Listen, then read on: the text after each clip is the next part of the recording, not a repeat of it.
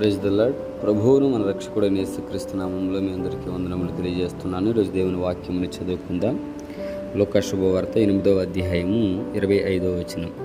అప్పుడు ఆయన, మీ విశ్వాసం ఎక్కడని వారితో అనెను.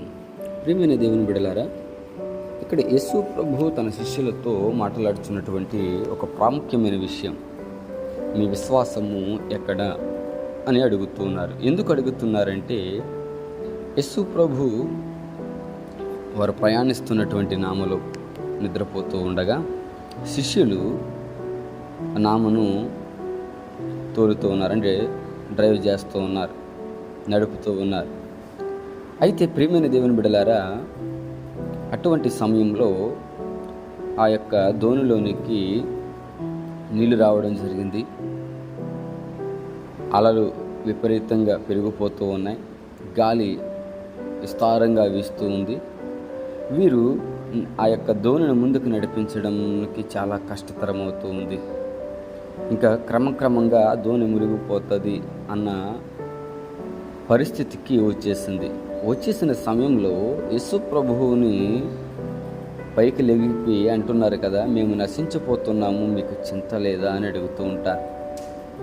కనుక ప్రియమైన దేవుని బిడ్డలారా, యేసు ప్రభువు అంటున్నారు, మీ విశ్వాసము ఎక్కడ?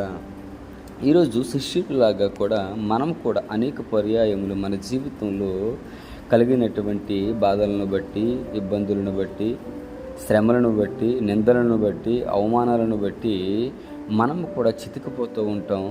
మనము కూడా సహనాన్ని కోల్పోతూ ఉంటాం. మనము కూడా విశ్వాసాన్ని విడిచిపెట్టేసినటువంటి వారిగా కనబడుతూ ఉంటాం. అయితే ఈ వాక్యం వింటున్న ప్రియ సహోదరి, సహోదరుడా, ఈరోజు నీతోనూ నాతోనూ యేసు ప్రభు మాట్లాడుతూ ఉన్నారు. ఆయన అడుగుతున్నటువంటి ప్రశ్న ఏమిటంటే, నీ విశ్వాసము ఎక్కడ? నువ్వు కష్టాల గుండా ప్రయాణం చేస్తున్నావా? అయితే విశ్వాసంతో ఉన్నావా? బాధల గుండా ప్రయాణం చేస్తున్నావా? అయితే విశ్వాసము నీలో ఉందా? నీలో విశ్వాసం ఉండినట్లయితే వాటిని జయించే శక్తిని నీకు దేవుడిస్తానికి సిద్ధంగా ఉన్నాడు. ఎవరిలో అయితే విశ్వాసము పరిపూర్ణంగా ఉంటుందో వారిని దేవుడు పడిపోకుండా పట్టుకుని నడిపిస్తూ ఉంటారు. కనుక ప్రియ సహోదరి, సహోదరుడా, యేసు ప్రభు అంటున్న మాట, నీ విశ్వాసము ఎక్కడ? ఈరోజు నన్ను అడుగుతున్నాడు ఆయన, మన విశ్వాసము దేని మీద ఉంది? ధనం మీద ఉందా? లేకపోతే మనము చేస్తున్నటువంటి పని మీద ఉందా? లేని ఎడల దేవుని మీద ఉందా? ఎంతమంది దేవుని మీద విశ్వాసం ఉంచుతారో వారందరినీ దేవుడు ఆ యొక్క కష్టాల నుంచి, బాధల నుంచి విడిపించడానికి సిద్ధంగా ఉన్నాడు. వీరిని విశ్వాసం ఎక్కడని అడిగి ఆయన లేచి గాలిని గద్దించి ఆ యొక్క అలలను గద్దించినప్పుడు ఆ తరంగాలు నిమ్మలమైపోయినాయి, గాలి నార్మల్ అయిపోయింది. అప్పుడు చూసి ఇటువంటి వాడో అని అప్పుడు భయపడుతూ ఉన్నారంట. వాస్తవానికి భూమిని, ఆకాశమును సృజించినటువంటి ఆ గొప్ప దేవుడు అక్కడ ఉండగా ఆ గాలిని సృజించాడు.